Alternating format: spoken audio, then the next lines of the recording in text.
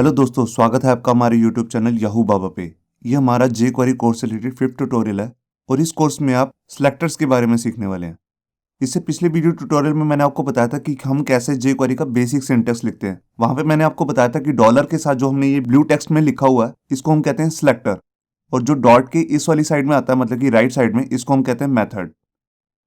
जो हमारा सिलेक्टर होता है ये बेसिकली एचटीएमएल के डोम को टारगेट करने के लिए लिखा जाता है, या आप ये भी कह सकते हैं कि डोम के एलिमेंट को सिलेक्ट करने के लिए। आप सिलेक्ट करने के बाद जो काम करना चाहते हैं वो आप मेथड के रूप में देते हैं। अब इस वीडियो ट्यूटोरियल में आप जो ये सिलेक्टर वाला पार्ट है इसको डिटेल में सीखने वाले हैं।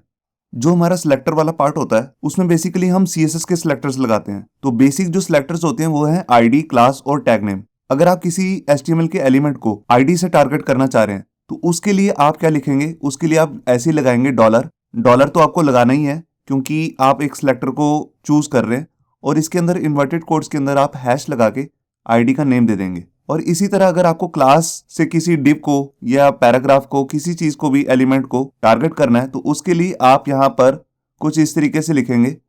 डॉलर लगा के आप इन्वर्टेड कोड्स के अंदर डॉट लगा के क्लास का नेम दे देंगे। और इसी तरह अगर आप किसी एचटीएमएल के टैग को टारगेट करना चाहते हैं तो उसके लिए आप सिंपल यहाँ पर डॉलर लगा के अंदर टैग का नेम दे देंगे। जैसे कि एग्जांपल में मैं आपको दिखाऊं, अगर आप सारे पैराग्राफ को टारगेट करना चाहते हैं तो उसके लिए जैसे आप अंदर पी टैग ले लेंगे। ये थे हमारे बेसिक सिलेक्टर्स। अब मैं आपको बताने वाला हूँ इसके अलावा भी जो हमारे पास होते हैं एडवांस सिलेक्टर्स।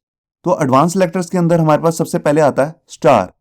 स्टार का मतलब क्या होता है, जितने भी एचटीएमएल के अंदर जितने भी टैग लिखे हुए हैं एक पेज के अंदर, उन सबको अगर आप टारगेट करना चाहते हैं और जैसे उनकी सीएसएस करना चाहते हैं या उनकी एचटीएमएल पिक करना चाहते हैं, कुछ भी करना चाहते हैं, तो आप अंदर लिखेंगे स्टार। इसके बाद हमारे पास यहाँ पे आता है एक पेरेंट और चाइल्ड सिलेक्टर। जैसे आपने यहाँ पर लिख लिया कि यूएल के अंदर जितने भी एलआई आ रहे हैं उन सबको टारगेट करना है। इसके बाद अगर आप मल्टीपल क्लासेस को टारगेट करना चाहते हैं तो आप उनको कुछ इस तरीके से लिख सकते हैं। जैसे हमने पहली क्लास का नेम ले लिया एबीसी, आपका क्लास का नेम कुछ भी हो सकता है, मैंने यहाँ पर एग्जाम्पल लिया है। उसके बीच में बस आप यहाँ पे लगाएंगे कॉमा। उसके बाद आप दूसरी क्लास का नेम ले लेंगे। आप यहाँ पर दो ही नहीं, जितनी मर्जी क्लासेस लगा सकते हैं, 10, 20, 50। इसके बाद अगर आप मल्टीपल टैग्स को टारगेट करना चाहते हैं एक ही साथ और उनकी सीएसएस करना चाहते हैं या कुछ भी करना चाहते हैं तो उसके लिए आप ऐसे टैग के नेम ले सकते हैं और बीच में आप यहाँ पे कोमा का साइन लगाएंगे। जैसे मैंने यहाँ पर हेडिंग 1 को, डिव को, मतलब कि जितने भी डिव आ रहे हैं और जितने भी पैराग्राफ टैग आ रहे हैं इन सबको एक ही साथ टारगेट करके कुछ भी करना चाहता हूँ, जैसे इनकी एक साथ सीएसएस करना चाहता हूँ तो वो मैं ऐसे कर सकता हूँ। इसके बाद देखिए जैसे हमने यहाँ पर लिखा है फर्स्ट, ये हमने प्यूसूडो क्लास लगाई है मतलब कि कॉलन, और इसके बाद लिखा है फर्स्ट मतलब कि पूरे पेज में जो सबसे पहला वाला पैराग्राफ है उसको टारगेट करने के लिए। आप पी की जगह कोई और टैग भी ले सकते हैं। इसके बाद बिल्कुल इसी का उलट है लास्ट, इसका मतलब है जो पूरे हमारे पेज में लास्ट पैराग्राफ है उसको टारगेट करने के लिए। इसी तरह हमारे पास होता है एक इवन और एक ऑड, मतलब कि जितने भी एलआई इवन वाले हैं उनको टारगेट करने के लिए, और बिल्कुल ऐसे इसका उलट जितने भी ऑड नंबर पे आ रहे हैं हमारे पास उनको टारगेट करने के लिए। तो जो ये एडवांस सेलेक्टर्स हैं ये बस इतने ही नहीं है, इसके अलावा भी बहुत सारे होते हैं, मगर उसकी इस वीडियो में अगर मैं उसको आपको समझाने लगूं तो वो वीडियो बहुत लेंथी हो जाएगी। तो अगर आप वो सिलेक्टर सारे समझना चाहते हैं तो मैंने ऑलरेडी सीएसएस में 3 वीडियोस बनाई हुई हैं एडवांस सिलेक्टर्स की। ऊपर आई बटन में और नीचे डिस्क्रिप्शन में उसका लिंक दे दूंगा, आप वहां जाके वो सारे एडवांस सिलेक्टर सीख सकते हैं। तो आइए देखते हैं प्रैक्टिकली कि इन एडवांस सिलेक्टर्स और सिंपल सिलेक्टर को यूज करके आप जेक्यूआरई के अंदर कैसे काम कर सकते हैं। तो यहाँ पर देखिए, यहाँ पर हमने अपना एक बेसिक सा एचटीएमएल का डॉक्यूमेंट बना लिया है जिसमें हम अपनी प्रैक्टिस करने वाले हैं एडवांस सिलेक्टर्स की। तो यहाँ पर देखिए, यहाँ पर हमने ऊपर एक हेडिंग ली है, यहाँ पे एक डिव है, उसके अंदर एक हेडिंग आ रही है और एक पैराग्राफ, और नीचे एक अनऑर्डर लिस्ट आ रही है। आप यहाँ पे जाके देख सकते हैं, ये हमारे पास एक डिव है, इस पर आईडी लगाया हमने बॉक्स, और इस पर क्लास लगाई है टेस्ट नाम की, और नीचे हमारे पास यहाँ पे अनऑर्डर लिस्ट है, उस पर आईडी लगाया लिस्ट, और इसके अंदर एलआई टैग्स आ रहे हैं बहुत सारे, और इसमें 2 एलआई टैग्स पे हमने टेस्ट नाम की क्लास लगाई हुई है। अब हम अपना यहाँ पे प्रैक्टिकल शुरू करते हैं। तो उसके लिए मैं यहाँ पर सबसे नीचे जाऊँगा बॉडी टैग के अंदर, और सबसे पहले मैं अपनी जेक्वेरी की फाइल को ऐड कर लेता हूँ। तो देखिए उसके लिए मैं यहाँ पर स्क्रिप्ट टैग लूँगा और इसके अंदर जाके मैं सोर्स नाम का एट्रीब्यूट यूज़ करके उसके अंदर फाइल को इंक्लूड कर लेता हूँ। तो हमारे पास यहाँ पे जेएस फोल्डर है, उसके अंदर jQuery.js फाइल पड़ी हुई है, तो मैंने यहाँ पर फाइल को सेव किया। अब इसके बाद मैं यहाँ पे आके अपना jQuery का कोड जो है उसको शुरू करता हूँ। तो यहाँ पर देखिए सबसे पहले मैं आईडी को टारगेट करता हूँ, मतलब कि जो ये लिस्ट है, ये देखिए आप ऊपर लिस्ट आ रही है, तो इसको मैं टारगेट करने के लिए क्या करूँगा, पहले मैं यहाँ पर अपना बेसिक जो jQuery का कोड है उसको लिखूंगा। डॉक्यूमेंट डॉट रेडी, और इसके अंदर यहाँ पे मैं एक फंक्शन बना लेता हूँ। फंक्शन का कोई नेम नहीं होता, और यहाँ पे मैंने करली ब्रेसेस लगाई फंक्शन के लिए, और लास्ट में यहाँ पे मैं सेमी कॉलन लगा देता हूँ।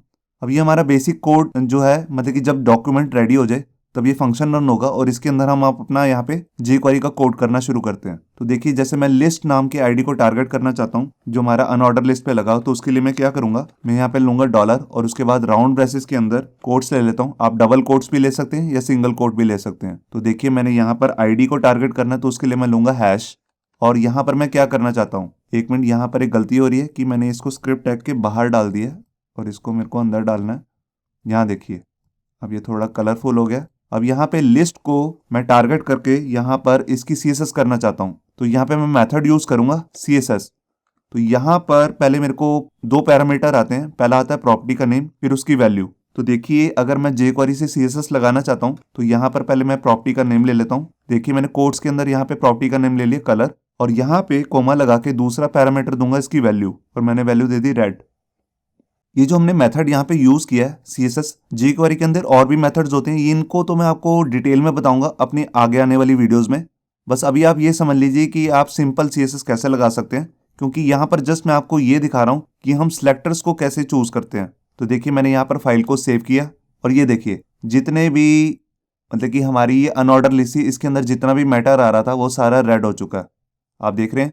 अगर मैं इस पर बॉर्डर लगाना चाहता हूँ तो मैं यहाँ पर लिखूंगा बॉर्डर, और रेड की जगह पे मैं यहाँ पर 2 पिक्सल का बॉर्डर लगा देता हूँ, सॉलिड और रेड।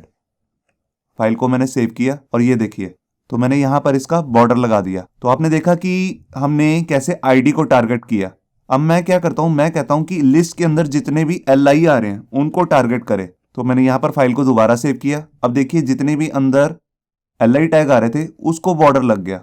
तो आपने देखा कि कैसे हमने ये एडवांस सेलेक्टर यूज किया। अब मैं कहता हूं कि जहां जहां पर टेस्ट नाम की क्लास लग रही है उनका बॉर्डर जो है वो 2 पिक्सल रेड कलर का हो जाए। तो देखिए, मैं उसके लिए क्या करूंगा, मैं यहाँ पे डॉट टेस्ट लूंगा, और मैंने यहाँ पर फाइल को सेव किया, और ये देखिए, ऊपर जो हमारा पहले डिव था, मैं आपको दिखाता हूँ, उस पर भी मैंने क्लास लगाई हुई है टेस्ट, इसका भी बॉर्डर रेड हो गया। और नीचे जो 2 डिव आ रहे थे, ये आपका पहला टेस्ट नाम का जो डिव है, और दूसरा इस पे भी क्लास लग रही है टेस्ट, इन दोनों का जो बॉर्डर है वो भी रेड ही हो गया।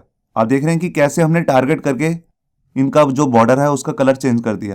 अब मैं आपको बताता हूँ कि कैसे हम, अगर यहाँ पर हम स्टार लगा दें तो जितने भी टैग्स आ रहे हैं उन सब पे हमारा जो कलर है, जो भी हमने यहाँ पर CSS लगा रखी होगी, वो इम्प्लीमेंट हो जाएगी। तो देखिए, मैंने यहाँ पर फाइल को सेव किया, तो देखिए यहाँ पर पहले बॉडी टैग को भी बॉर्डर लग गया, फिर उसके बाद हमारी यहाँ पर हेडिंग को और डिव को, उसके अंदर भी जितने टैग्स आ रहे थे ULLI, सब पे बॉर्डर लग चुका है। तो ये था हमारा एडवांस सेलेक्टर्स। अब मैं आपको दिखाता हूँ कि मैं चाहता हूँ जो हमारा पहला LI है, सबसे फर्स्ट वन LI, उसको अगर मेरे को टारगेट करना है तो यहाँ पर मैं 2 तरीके से कर सकता हूँ। यहाँ पे मैं लिख सकता हूँ फर्स्ट, मैंने फाइल को सेव किया, तो देखिए इसने फर्स्ट वाले को टारगेट कर दिया। और अगर मैं यहाँ पर लिखूँ फर्स्ट चाइल्ड, तो यहाँ पर भी देखिए उसी को टारगेट कर रहा है, मगर जो फर्स्ट होता है वो पेज में सबसे पहले LI को टारगेट करेगा, और फर्स्ट चाइल्ड मतलब कि जो UL के अंदर जो सबसे पहला LI आ रहा होगा, हर UL के अंदर सबसे पहले LI को टारगेट कर देगा। इसी तरह मैं लास्ट भी यूज कर सकता हूँ। ये देखिए, मैंने यहाँ पर किया लास्ट, मैंने फाइल को सेव किया, तो देखिए इसने लास्ट LI को टारगेट कर दिया।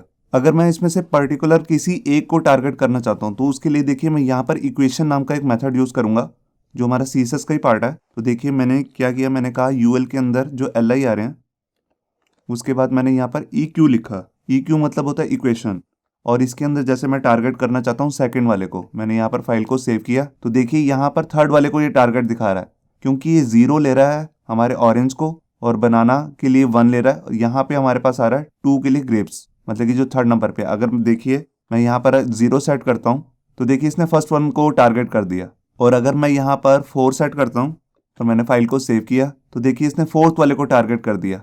तो इस तरह मैं किसी भी इक्वेशन को टारगेट कर सकता हूँ। यहाँ पर 2 इक्वेशन से मिलते जुलते ही और भी मेथड्स हैं, जिसका नाम है, एक है GT का मतलब होता है ग्रेटर देन, और मैंने यहाँ पर लिख दिया जैसे 2, मतलब कि 2 से जितने भी आगे वाले हैं उन सबको टारगेट कर दे। मैंने फाइल को सेव किया, तो ये देखिए 0 1 2 पे आ रहा था ग्रेप्स के बाद जितने भी आ रहे थे उन सबको इसने टारगेट कर दिया। अगर मैं यहाँ पे चेंज करूंगा 1 और मैंने फाइल को सेव किया, तो ये देखिए इसने सबको टारगेट कर दिया। और इसी तरह हमारा इसका बिल्कुल उलट होता है, जिसको हम कहते हैं LT का मतलब लोअर देन। अब मैंने यहाँ पर जैसे लिखा 3, मैं चाहता हूँ 3 से जितने भी पहले वाले हैं उन सबको टारगेट करे। तो यहाँ पर देखिए लोअर देन में यहाँ पर 0 पे हमारा ऑरेंज था, 1 पे बनाना, 2 पे हमारे पास ग्रेप था और 3 पे एप्पल था। तो एप्पल से पहले जितने भी आ रहे थे हमारे पास LI, उन सबको इसने टारगेट कर दिया। तो आपने देखा कि कैसे हम यहाँ पर अलग अलग सिलेक्टर चूज कर सकते हैं। तो अगर आपको इसके बारे में डीप में देखना है कि इसके अंदर हम और कैसे एडवांस सिलेक्टर यूज कर सकते हैं, तो मैंने ऊपर डिस्क्रिप्शन में 3 वीडियोस का लिंक दे ही रखा है, तो आप वहां से जाके ये वीडियोस देख सकते हैं और वो एडवांस सिलेक्टर सीख सकते हैं। बस यहाँ पे आपको ये पता होना चाहिए कि हमें इसे डॉलर के साथ यूज करना है, और उसके बाद जोन से मेथड है ये हम अपनी आने वाली वीडियोस में सीखने ही वाले हैं। होप सो आपको ये हमारा वीडियो ट्यूटोरियल अच्छा लगा होगा। अगर अच्छा लगा है तो वीडियो को प्लीज़ लाइक करना मत भूलिए। अगर आप ऐसे ही रेगुलर अपडेट्स चाहते हैं तो हमारे चैनल याहू बाबा को सब्सक्राइब करना मत भूलिए। Thank you.